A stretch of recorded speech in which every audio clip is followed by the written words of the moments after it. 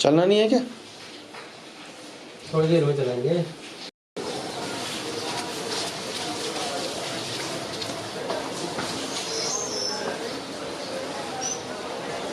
नमस्कार साथियों, आप इस समय मेरे साथ गौरी कुंड में हैं। गौरी कुंड केदारनाथ धाम का एक बॉटल नेक है। जब हम सोन द्वारा यानी सोन प्रयाग को पुराना नाम सोम द्वारा है, वहाँ से आगे की तरफ बढ़ते हैं तो पूरी वैली जो है वो गॉर्ज का रूप ले लेती है और इसीलिए इसे सोम द्वार कहा गया है।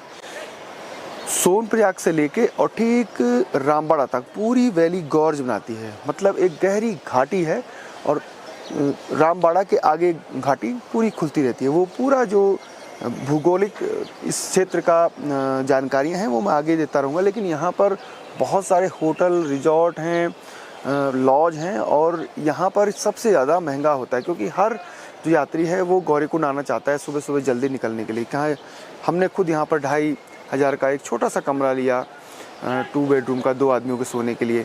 यहाँ पर 4000 5000 के कमरे मिलते रहते हैं। वो पीक सीजन की बात है, जब 15 मई के बाद यात्रा परवान चढ़ती है धीरे धीरे और उसके बाद ठीक 15-20 जून तक। उसके बाद धीरे धीरे जैसे ही बरसात पश्चिमी विक्षोभ के बाद मानसून दस्तक देता है तो रेट में कमी आ जाती है। इस समय यहाँ पर बहुत भीड़ है, घोड़े खच्चरों की, नेपाली हैं, उसके अलावा यात्री हैं।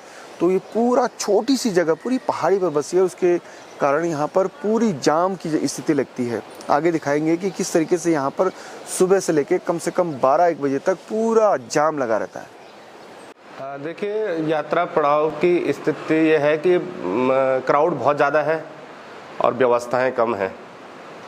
और जैसे कि सोन प्रयाग से यहाँ तक सिंगल रोड है और सिंगल रोड है तो शटल से गाड़ियाँ चलती हैं। तो उसमें क्या होता है कि सोन प्रयाग में ही वेटिंग पे 2-2.5 किलोमीटर लाइन लग जाती है सुबह 3 बजे से ही। अब वो लाइन लगती है तो जब वो लाइन छूटती है तो एक साथ क्राउड आता है। फिर वो यहाँ पे है कंजेस्टेड गलियाँ, वो क्राउड फिर जो है बहुत ज़्यादा हो जाता है, यहाँ पे बहुत ज़्यादा लगता है। और जैसे कि हम देखते हैं कि पहले से ही ये गौरी कुंड पुराना जो है चट्टी है, ये मुख्य पड़ाव है केदारनाथ यात्रा का। और जैसे पूर्व में होता था, पूर्व में जो है चट्टियाँ होती थी तो गौरी कुंड चट्टी था। तो यहाँ पे जो है लगभग ऊपर गौरी गांव है, वहाँ पे लगभग 80-85 लोगों का परिवार है, टोटल गोस्वामी है और सभी लोग माँ गौरी के पुजारी हैं यहाँ पे। तो पहले जब यात्रा चलती थी तो इस हिसाब से नहीं चलती थी, यात्रा चलती थी कम उसमें चलती थी। यात्री आते थे, ना होटल होते थे, ना रेस्टोरेंट होते थे, लोगों के छप्पर होते थे और उसमें यात्री आता था। तो अब यहाँ पे हमारे पूर्वज लोग उनको लकड़ी और बर्तन प्रोवाइड कराते थे। फिर वो कहीं से राशन, इधर उधर दुकान से राशन लेके अपना खाना पीना बनाते, वहीं पे आराम करके फिर वो सुबह को जो है यहाँ से निकल जाते थे। जो भी किराया होता था लकड़ी का और बर्तन का वो हमारे पूर्वजों को दे देते थे। यहाँ पे मेन महत्व माँ गौरी का मंदिर है और गर्म कुंड है।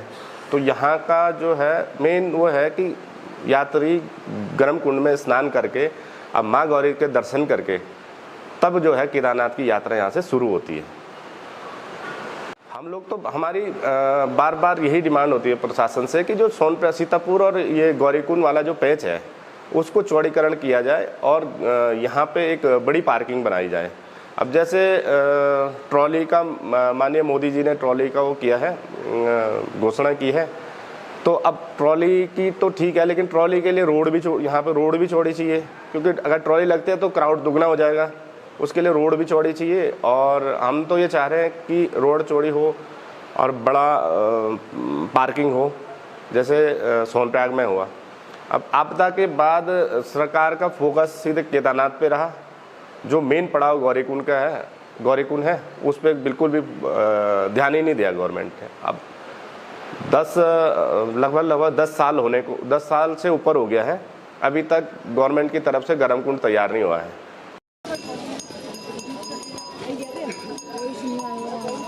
पानी निकल रहा निकालते भाई, तुम्हारे कच्चे का पानी निकालते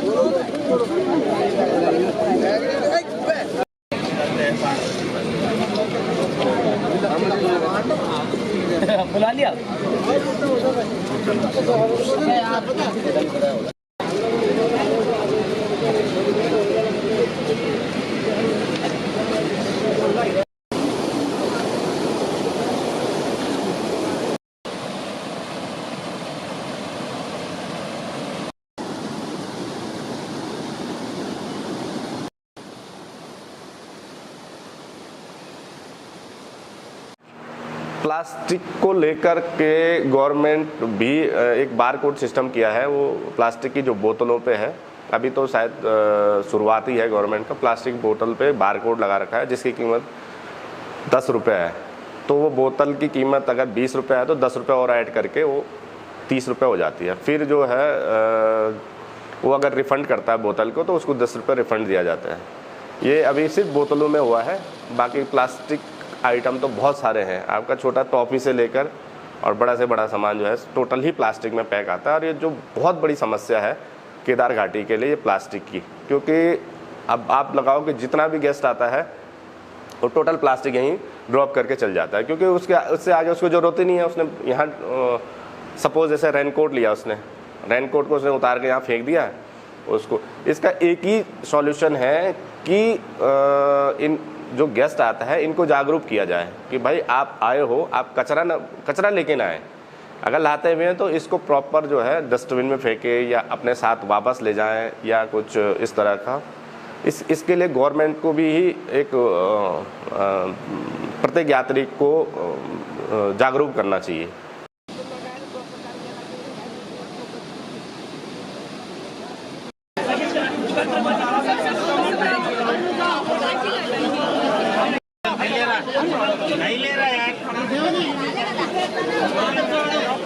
ये कानून व्यवस्था मेंटेनेंस ऑफ सिक्योरिटी या पुलिस व्यवस्था रखना जरूरी है। और जो ये घोड़ा पड़ाव में जो टोकन लेते हैं आओ उसकी व्यवस्था भी ठीक नहीं लगी आपको? हाँ सही है। नहीं कल शाम को टोकन लिया था, यहाँ 5,000 रुपये रूम खर्च करके रूम लेके या बैठा, 4:30 बजे यहाँ आया था। अभी यही चल रहा। Counters number of counters should increase. एक ही काउंटर में ऐसा उतना ये कर रहा है पुलिस फोर्स।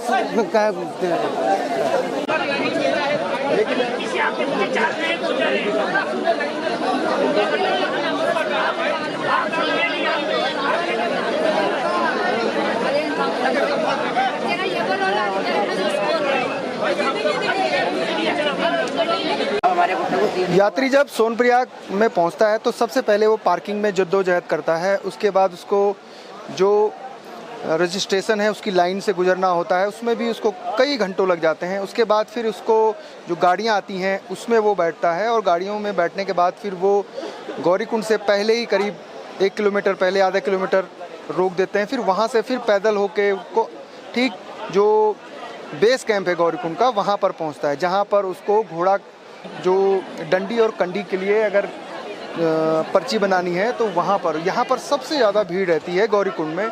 झगड़े होते हैं, पुलिस बार बार समझाती है, लाठी भी फटकारती है, और इस वजह से यात्री भी परेशान रहते हैं। 4 बजे से यहाँ पर यात्री खड़े हो जाते हैं, कभी 8 बजे उनका नंबर आता है, कभी 10 बजे, और फिर यहाँ से फिर से उसे भीड़ से गुजरते हुए घोड़ा पड़ाव तक पहुँचना होता है। घोड़ा पड़ाव में फिर से उसको उस भीड़ से 2-4 होना पड़ता है, और धीरे धीरे मतलब सुबह अगर 3 बजे कोई सोनप्रयाग से निकले तो उसको केदारनाथ धाम पहुँचते पहुँचते रात हो जाती है। और इस बीच कई यात्री हैं जिनका हिम्मत टूट जाती है, क्योंकि बुजुर्ग यात्री हैं, पेशेंट हैं, शुगर बीपी के अलग अलग, और वो इस भीड़ को झेल नहीं पाते हैं। पुलिस की व्यवस्था ये है कि जगह जगह यात्री पुलिस से उलझते हैं। गलती सरकार की हो, प्रशासन की हो, लेकिन दिखते पुलिसकर्मी हैं तो उन्हीं को सुनाते रहते हैं जो यात्री।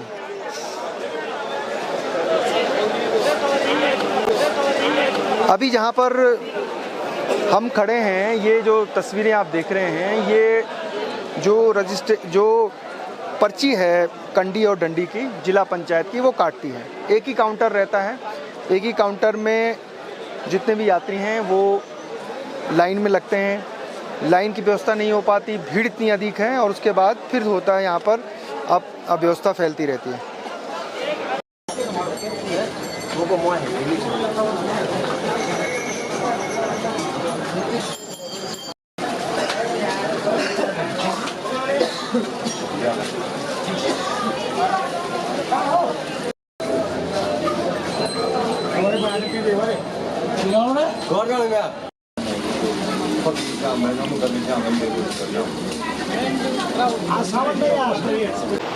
गौरीकुंड समुद्र तल से लगभग 1600-1700 मीटर की हाइट पर बसा हुआ है। पूरा बॉटल नेक है।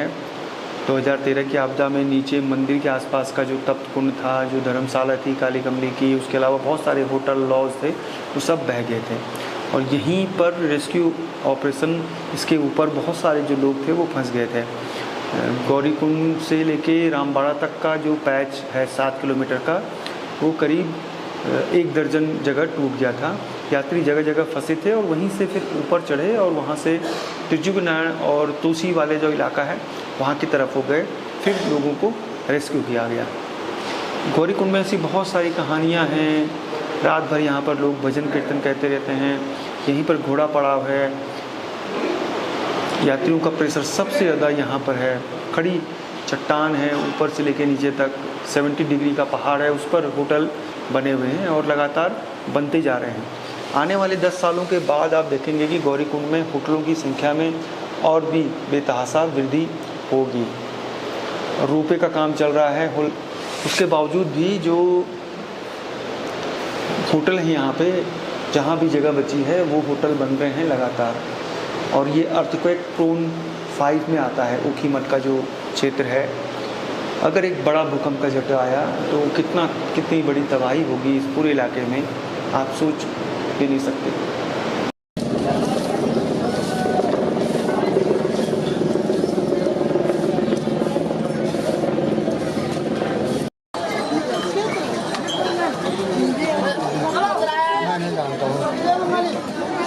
श्री केदारनाथ धाम आए हुए सभी श्रद्धालुओं का, सभी यात्रियों का उत्तराखंड पुलिस हार्दिक स्वागत और अभिनंदन करती है। साथ ही आपकी सुखद और मंगलमय यात्रा की कामना भी करती है। आपको एक जानकारी से अवगत करा दें, आज मौसम विभाग ने चेतावनी जारी की है। भारी बारिश की संभावना है, जिसको मद्देनजर रखते हुए आप लोग अपनी व्यवस्था के हिसाब से ही यात्रा करें। अपने बच्चों का और बुजुर्गों का विशेष ध्यान रखें। धाम पर जाने से पहले यात्री अपने साथ में गर्म कपड़े, बरसाती छाता, दवाई इत्यादि आवश्यक सामान लेकर जाएं। अपने बच्चों के और बुजुर्गों के जेब में मोबाइल नंबर रखें ताकि आवश्यकता पड़ने पर आपसे संपर्क किया जा सके।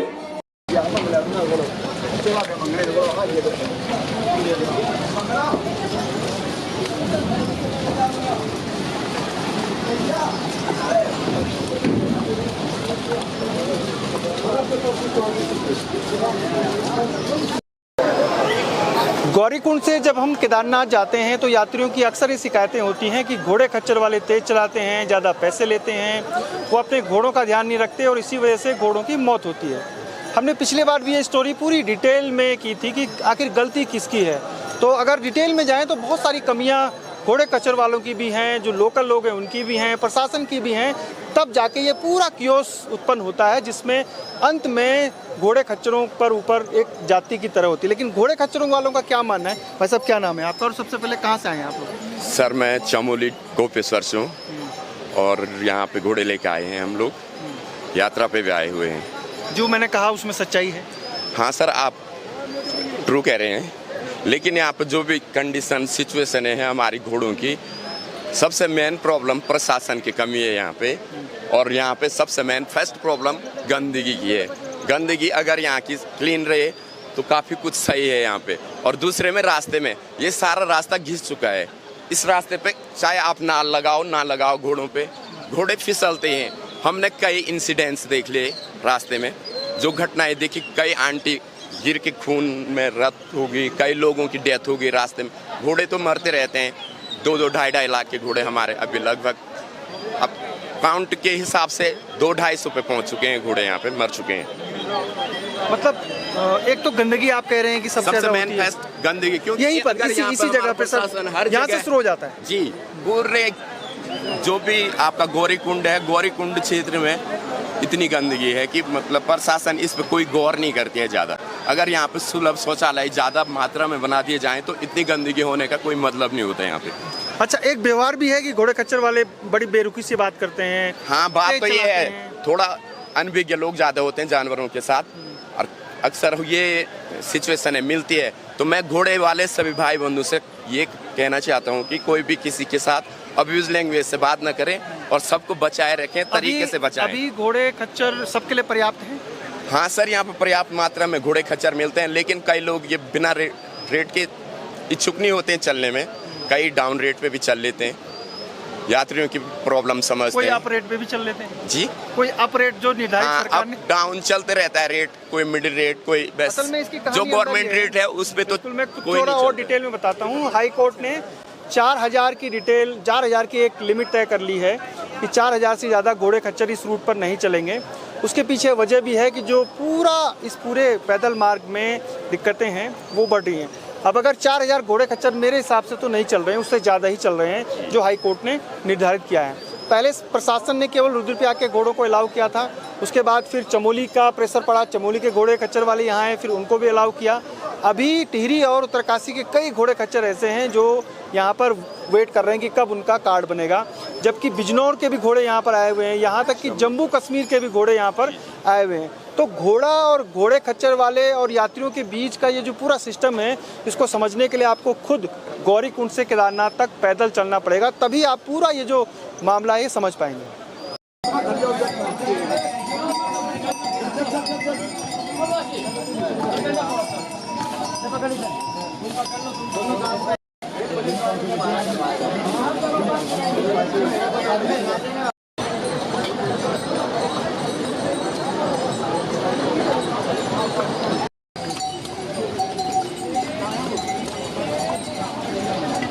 कितने लोग हैं?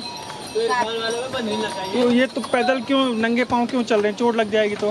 नहीं चोट कुछ नहीं लगती, भगवान के भरोसे चोट नहीं लगती, कुछ नहीं लगता। भीड़ बहुत है, लग गई तो। नहीं लगती तो नहीं, मेरा भरोसा है, पूरा भरोसा है भगवान पे। पैदल ही जाएंगे? पहली बार आए हैं आप यहाँ? हाँ। पहले भी आए? पहली बार।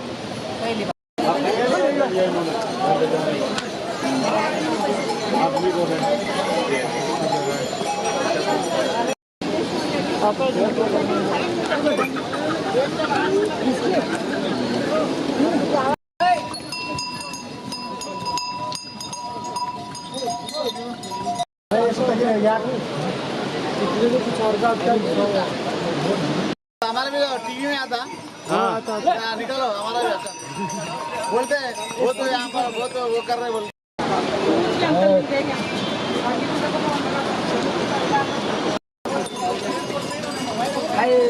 Hi guys.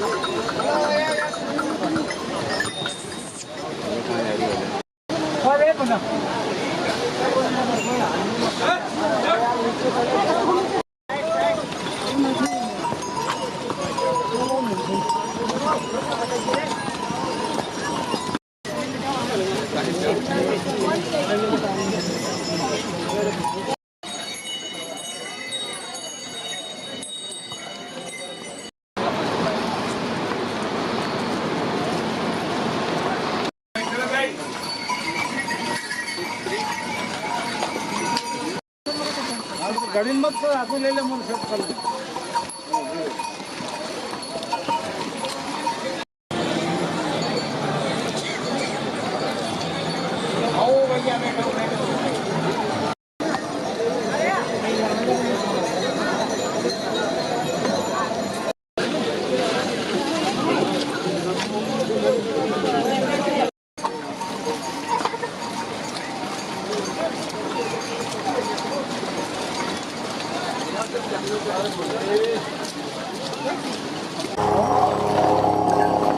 यात्राएं आदमी को मानसिक शक्ति देती हैं और एक आध्यात्मिक ताकत भी देती हैं। केदारनाथ की यात्रा एक ऐसी ही है, लेकिन आप कई लोगों के मन में कन्फ्यूजन रहता है कि यात्रा है कितनी लंबी। दरअसल जहां से यात्रियों को पैदल चलाया जा रहा है वो है करीब सीतापुर की जो पार्किंग है या सीतापुर जो स्टेशन है रामपुर से, तो रामपुर से पैदल चलना पड़ता है। रामपुर से सोनप्रयाग 7 किलोमीटर है और सोनप्रयाग से केदारनाथ 21 किलोमीटर है, यानी टोटल दूरी को आप जोड़ें तो ये पड़ रहा है 28 किलोमीटर।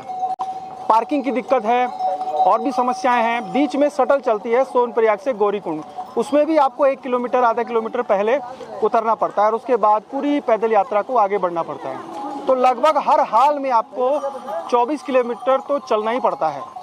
और अगर आप सोनप्रयाग तक गाड़ी तक पहुंच पाते हैं वो आजकल मुश्किल हो रहा है, क्योंकि पीक सीजन है, गाड़ियां इतनी बड़ी संख्या में आ रही हैं। हर दिन करीब 8 से 10 हज़ार गाड़ियों का पूरा रेला गुप्तकाशी से आगे की तरफ बढ़ता है। तो ये पार्किंग की समस्याएं हैं जिसकी वजह से थोड़ी असुविधा होती है। लेकिन जैसे ही आप गौरीकुंड से ऊपर चढ़ते हैं तो वो जो मुश्किलें हैं वो फिर एक नई ऊर्जा उत्साह में बदल जाता है।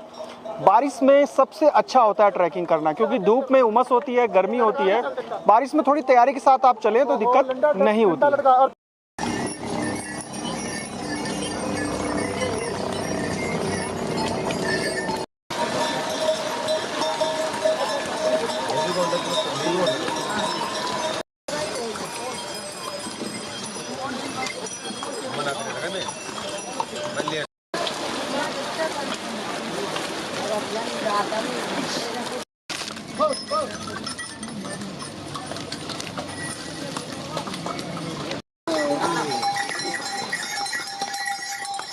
ऐसा इतने छोटे बच्चों को लाया, आपको नहीं लाना चाहिए था। हेलो बेटा,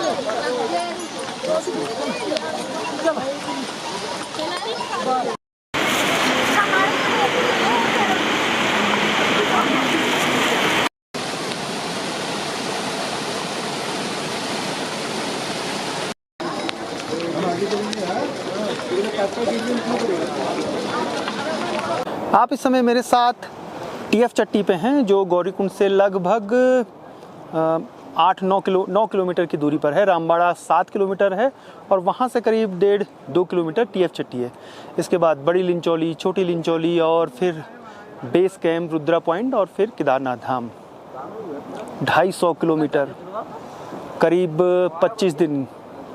हरिद्वार से केदारनाथ धाम, श्री केदारनाथ धाम, एक ज़िंदगी में कभी न भूलने वाली यात्रा। मुश्किलें आईं, गर्मी थी, बरसात थी, कई जगह अकेले चला, सुनसान जंगलों में, वीरान जंगलों में।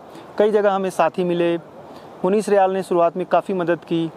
देव प्रकाश अग्रवाल अभी हमारे साथ हैं, जो लगातार आगे के जो वीडियो हैं उसमें वो शामिल रहेंगे। तस्वीरों में पहाड़, दिखाने की कोशिश कर रहे हैं, कुछ सीख रहे हैं, कुछ मैं उनसे सीख रहा हूँ। लेकिन मानिए ये मेरी यात्रा ये हिमालय चारधाम यात्रा मेरी ज़िंदगी में एक नया करवट लेकर आ रही है, जो मैं सीख रहा हूँ। किताबें बहुत ज़्यादा, अब भविष्य में और भी ज़्यादा पढ़ूंगा। हिमालय के बारे में जो भी कुछ लिखा गया होगा वो मुझे ज़रूर बताइएगा कमेंट करके। और इस हिमालय यात्रा में अगर आप थोड़ा सा भी अंशदान करते हैं हमें, ताकि हमें मजबूती मिले, क्योंकि यात्रा बहुत लंबी है और बहुत सारे खर्चे हमारे बढ़ते जा रहे हैं धीरे धीरे करके। तो इसमें अगर आप सपोर्ट करेंगे तो हमें काफ़ी लाभ मिलेगा। फ़िलहाल आगे अब हम अंतिम मंजिल रहेगी, पहला जो हमारा भाग है, यानी केदारनाथ धाम हमारा पहला भाग है, फिर दूसरा भाग बद्री विशाल होगा, इस तरीके से फिर तीसरा चौथा हमारा पार्ट में कर रहे हैं। कोशिश ये कर रहे हैं कि फिक्स ना हो, जहां हम शाम हो जाती है रुक जाते हैं। पूरे गौरीकुंड से केदारनाथ धाम तक काफ़ी टेंट लग चुके हैं, दुकानें हैं। तो अगर आपको भी कहीं पर भी आप थक जाते हैं, शाम हो जाती है, तो अपने शरीर को ज़्यादा कष्ट मत दीजिए, रुक जाइए। और अगर आप बीच में रुकते हैं तो व्यवस्थाएं काफ़ी ज़्यादा बन गई हैं, रेट भी सही हैं, 500, 400, 300 तक भी रेट टेंट में मिल जाते हैं। एक बात जो सबसे महत्वपूर्ण है यात्रियों के लिए, पर्यटकों के लिए जो केदारनाथ धाम में आ रहे हैं, आपको बार्गेनिंग जितना आप कर सकते हैं कर लीजिएगा, यही सबसे मेन तरीका है। क्योंकि अगर घोड़े वाले बीच से आपको बिठा रहे हैं तो आपको मालूम होना चाहिए रेट कितना है। टेंटों के रेट फिक्स हैं और केदारनाथ मंदिर के आसपास आप जितना मंदिर के नज़दीक जाएंगे रेट उतने हाई होंगे, तो ये ध्यान ज़रूर दीजिएगा। फ़िलहाल सफ़र में और भी जानकारियाँ आपको हिमालय चारधाम यात्रा की मिलती रहेंगी। नमस्कार, जय नंदा, जय हिमाल, शुभ रात्रि।